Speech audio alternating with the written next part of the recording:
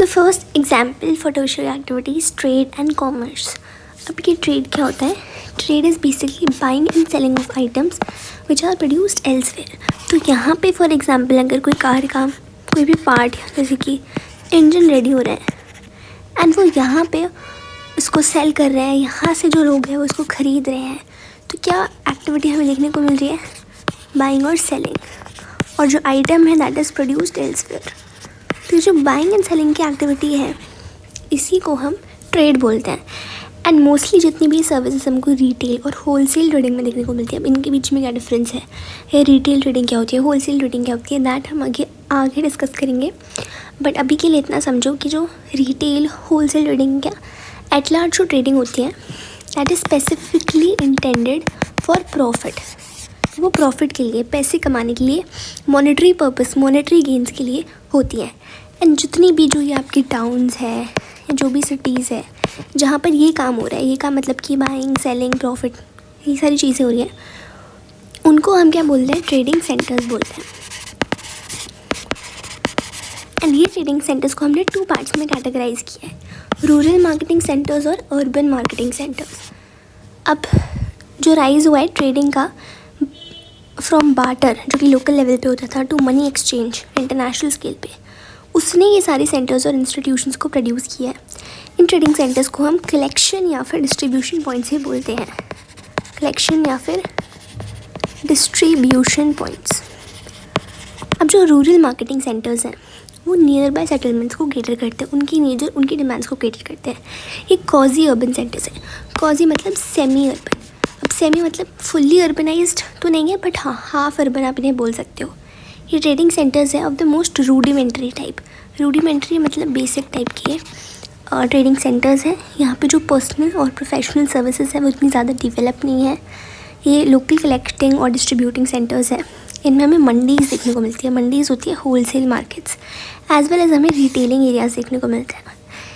And ये जो centres हैं ये गुड्स और सर्विसेज उन गुड्स और सर्विसेज को अवेलेबल कराते हैं which are most frequently demanded by rural folk. ठीक है. इसके बाद एक इसी के अंदर आता है हमारा पीरियोडिक मार्केट, जहाँ पे कोई रेगुलर मार्केट्स नहीं होती बट लोकल पीरियोडिक मार्केट्स को ऑर्गेनाइज किया जाता है अलग अलग टेम्पोरल लेवल्स, मतलब अलग अलग टाइम पे. तो ये वीकली मतलब हफ्ते में एक बार या हफ्ते में 2 बार, बाई वीकली यानी कि 2 हफ्ते में 1 बार, 2 हफ्ते में 3 बार, कुछ इस टाइप से होती है. जहाँ पे जो लोग होते हैं जो सराउंडिंग एरियाज़ के वो अपनी टेम्पोरली अक्यूमुलेटेड डिमांड को मीट करते हैं. ये जो मार्केट्स होती है ये स्पेसिफाइड डेट्स पे होती है एंड ये मूव करती है from one place to another. मतलब कि अगर शॉपकीपर एक सारे दिन बिजी रहता है and this our large area, because मान लो कि 4 एरिया है. ठीक है. तो इसमें जो और मान लो ये एक शॉपकीपर है, तो ये शॉपकीपर मंडे को यहाँ पे जाएगा, ट्यूसडे को यहाँ पे जाएगा, वेडनेसडे को यहाँ पे जाएगा, थर्सडे को यहाँ पे जाएगा. इस एरिया में ये 4 अलग अलग एरियाज़ हैं. तो एक तो लार्ज एरिया सर्व किया जा रहा है and this shopkeeper is busy on all the days. जो अर्बन मार्केटिंग सेंटर्स होते हैं वो widely specialised urban services provide करते हैं. मतलब ऑर्डिनरी गुड्स एंड सर्विसेज भी प्रोवाइड करते हैं और स्पेशलाइज्ड गुड्स एंड सर्विसेज भी प्रोवाइड करते हैं. तो ये ऑफर करते हैं मैन्युफैक्चर्ड गुड्स भी, और स्पेशलाइज्ड मार्केट्स भी डेवलप होती हैं यहाँ पे. तो जो मार्केट हो गई labour, housing, semi finish products, या फिर जो एजुकेशनल इंस्टीट्यूशंस वाली सर्विसेज हो गई जहाँ पे प्रोफेशनल्स इन्वॉल्व है जैसे कि teachers, lawyers, consultants, physicians, dentist, ये सारी सर्विसेज यहाँ पे अवेलेबल रहती है. Next is retail trading. अब retail trading is basically that business activity जो कंज्यूमर से डायरेक्टली इन्वॉल्व है. यहाँ पे आप डायरेक्टली जो है कंज्यूमर्स को सामान बेच रहे हो. तो मोस्टली जो रिटेल ट्रेडिंग होती है वो फिक्स इस्टेब्लिशमेंट्स में होती है या उन स्टोर्स में होती है जो सोली उन्होंने अपने आप को डिवोट किया हुआ है टू सेलिंग. बट हमें कुछ नॉन स्टोर रिटेल ट्रेडिंग में देखने को मिलती है जैसे कि street peddling, hand carts, trucks, door to door mail order, telephone, automatic vending machines, internet. ये सारे नॉन स्टोर रिटेल ट्रेडिंग है. मतलब यहाँ पे कोई फिक्स इस्टेब्लिशमेंट आपने नहीं क्रिएट किया है या इस्टेब्लिश किया है यहाँ पे. हाँ, तो यहाँ पे वो चीज़ें चेंज होती हैं. नेक्स्ट है होलसेल ट्रेडिंग. अब होलसेल ट्रेडिंग में हम बल्क बिजनेस होता है जहाँ पे न्यूमरस इंटरमीडियरी मर्चेंट्स हमें देखने को मिलते हैं, सप्लाई हाउसेस देखने को मिलते हैं. बट यहाँ पे रिटेल ट्रेडिंग मतलब कि डायरेक्टली कंज्यूमर से हम उसको सामान सेल नहीं करते. कुछ large stores including chain stores they are able to buy directly from the manufacturer. And जो होलसेलर्स होते हैं वो इतना ज़्यादा लोन या क्रेडिट दे देते हैं रिटेल स्टोर्स को कि जो रिटेलर है वो operate he very largely on wholesalers capital. अब ये चेन स्टोर्स क्या है? चेन स्टोर्स बेसिकली वो स्टोर्स हैं जहाँ पर आप मर्चेंडाइज को बहुत ही इकोनॉमिकली परचेज़ कर सकते हो and you can also direct the goods to the manufacturer to their specification. मतलब कि आप ये डायरेक्ट कर सकते हो कि मुझे इस गुड को इस तरीके से बनाना है, तो आप इसको इस तरीके से मैन्युफैक्चर करो। ये जो है हाईली स्किल्ड स्पेशलिस्ट को एम्प्लॉय करते हैं फॉर एग्जीक्यूटिव टास्क और इनके पास एक एबिलिटी होती है कि वो एक स्टोर में एक्सपेरिमेंट करें एंड अगर वो एक्सपेरिमेंट सक्सेसफुल हुआ तो उसको बाकी सारे स्टोर्स में भी अप्लाई कर सकते हैं। डिपार्टमेंटल स्टोर्स जो है डेलीगेट करते हैं अपनी रिस्पॉन्सिबिलिटी और अथॉरिटी को डिपार्टमेंटल हेड्स पर एंड वो जो different sections of the stores में जितना भी सेल होता है उसको ओवरसी करते हैं and they have the purchasing of commodities करते हैं। जो कंज्यूमर कॉपरेटिव्स है वो first of the large scale innovations है इन द रिटेलिंग। नेक्स्ट आता है आपका ट्रांसपोर्ट। पहला था ट्रेड एंड कॉमर्स, अब ट्रांसपोर्ट बेसिकली एक ऐसी सर्विस या फैसिलिटी है जहाँ पे पीपल, मटेरियल्स और मैन्युफैक्चर्ड गुड्स को फिजिकली कैरी किया जाता है from one location to another. ये एक ऑर्गेनाइज इंडस्ट्री है जो कि क्रिएट की गई है to satisfy man's basic need of mobility.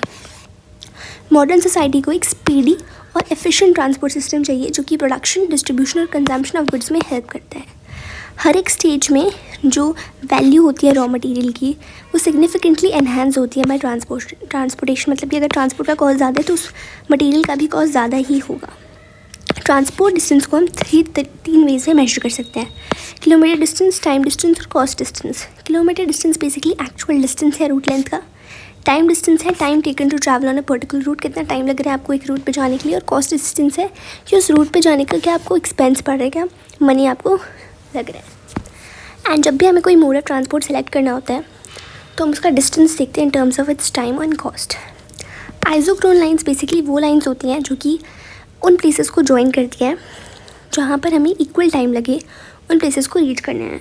मतलब फॉर एग्जांपल मैं यहाँ पे खड़ी हूँ और यहाँ पे मान लेते हैं चर्च है, यहाँ स्कूल है, ये हॉस्पिटल है, ये प्लेग्राउंड है, तो और मेरे को यहाँ पे जाने में 10 मिनट्स लग रहे हैं इस रास्ते, यहाँ पे भी 10 मिनट्स लग रहे हैं, यहाँ पे भी 10 मिनट्स लग रहे हैं, यहाँ पे भी 10 मिनट्स लग रहे हैं। तो मैं आइसोक्रोन लाइन्स बनाऊँगी, मतलब इन लाइन से मैं इनको ज्वाइन कर दूँगी। दैट मीन्स कि मुझे इन प्लेसेस को रीच करने में इक्वल टाइम लगेगा।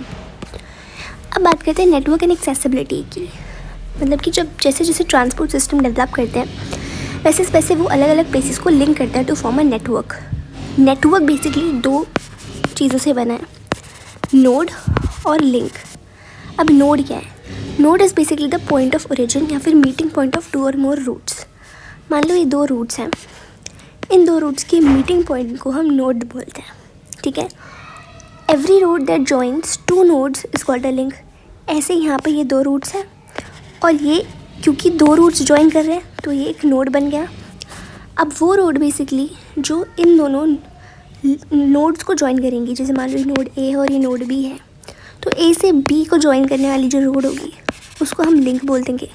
क्यों? क्योंकि ये 2 नोड्स को ज्वाइन कर रही है। Every road that joins 2 nodes is called a link. तो अगर कोई डेवलप नेटवर्क है उसकी मैंने सारी लिंक्स होगी, मतलब उसने काफ़ी सारी प्लेसेस को अच्छे से कनेक्ट किया हुआ है। नेक्स्ट हम बात करते हैं फैक्टर्स अफेक्टिंग ट्रांसपोर्ट। तो डिमांड, मतलब जितनी ज़्यादा पॉपुलेशन होगी आपकी उतनी ज़्यादा डिमांड रहेगी पॉपुलेशन की, so it is influenced by the size of population. Second है रूट्स। तो रूट्स डिपेंड करता है आपकी सिटीज़ की लोकेशन पे, towns, villages, industrial centres, raw materials, फिर क्या पैटर्न ऑफ ट्रेड है, क्या लैंडस्केप है उन दोनों के बीच, क्या क्या क्लाइमेट है, क्या फंड्स अवेलेबल है, ताकि आप वो ऑब्स्टेकल्स को ओवरकम कर पाओ जो आपके रूट में आपको दिखते हैं। तो ये सारी फैक्टर्स जो अफेक्ट करते हैं ट्रांसपोर्टेशन। नेक्स्ट है कम्युनिकेशन। कम्युनिकेशन बेसिकली वो सर्विसेज हैं जो इन्वॉल्व करती है transmission of words and messages, facts and ideas. जब राइटिंग का इन्वेंशन हुआ था तो उससे हम अपनी मैसेजेस को प्रिजर्व कर सकते थे, but at the same time उसने हमें डिपेंडेंट बना दिया on the means of transport, क्योंकि हम इनको hand, animals, boat, road, rail, air इनसे कैरी करते थे। एंड इसीलिए जितनी भी ट्रांसपोर्ट के फॉर्म्स हैं उनको हम लाइन्स ऑफ कम्युनिकेशन बोलने लगे। तो जब ट्रांसपोर्ट नेटवर्क एफिशिएंट होता है तो कम्युनिकेशंस को ईजिली स्प्रेड किया जा सकता है। उसके बाद हमें कुछ डेवलपमेंट्स देखने को मिले, जैसे कि मोबाइल टेलीफोनी, सैटेलाइट्स, जिसने हमारी कम्युनिकेशन को इंडिपेंडेंट कर दिया इन ट्रांसपोर्ट की सिस्टम से। वैसे तो जितने भी फॉर्म्स हैं वो फुली डिसोसिएट नहीं हुए हैं, क्योंकि जो ओल्डर सिस्टम है वो ज़्यादा cheap in comparison to the new modern technology. So very large volumes of mail continue to be handled by post offices all over the world. अब है टेली कम्युनिकेशंस। सो बेसिकली जो use है telecommunication का, that is linked with the development of modern technology. It has revolutionized communication because of the speed with which messages are sent. बहुत ही minutes में messages deliver हो जा सकते हैं without the physical movement of the sender and receiver. तो recent advancement जैसे कि mobile telephony, इसने कम्युनिकेशन को और ज़्यादा डायरेक्ट और इंस्टेंट कर दिया है. Any time anywhere. Telegraph, Morse code, flex, ये थिंग्स ऑफ द पास्ट बन चुके हैं. रेडियो टेलीविज़न से हम news, pictures, telephone calls vast audiences तक पहुंचा सकते हैं अराउंड द वर्ल्ड. तो इसलिए हम इनको मास मीडिया बोलते हैं. एंड ये बहुत ही ज़्यादा इंपॉर्टेंट है for advertising and entertainment. Newspaper की हेल्प से हम जितने भी इवेंट्स हो रहे हैं in the all corners of the world उसको कवर कर सकते हैं. सैटेलाइट कम्युनिकेशन इन्फॉर्मेशन रिलीज़ करती है अर्थ के बारे में स्पेस से. और इंटरनेट ने तो ग्लोबल कम्युनिकेशन सिस्टम को पूरी तरह से रेवोल्यूशनाइज कर दिया है. एक सर्विसेज बहुत सारे लेवल्स में होती है. कुछ सर्विसेज इंडस्ट्री के लिए, कुछ लोगों के लिए, कुछ दोनों इंडस्ट्रियल लोगों के लिए. For example transport system. फिर एक होती है लो ऑर्डर सर्विसेज और हाई ऑर्डर सर्विसेज. लो ऑर्डर सर्विसेज जो कि बहुत ज़्यादा कॉमन और वाइड स्प्रेड होती है जैसे कि ग्रोसरी शॉप्स, लॉन्ड्रीज.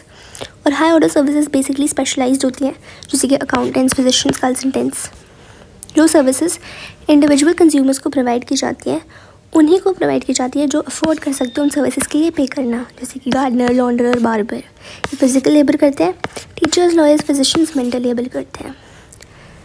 एंड काफ़ी सारी ऐसी भी सर्विसेज हैं जो कि अब रेगुलेट की जा रही है, like making and maintaining highways and bridges, maintaining fire fighting departments, supplying supervising education, customer care.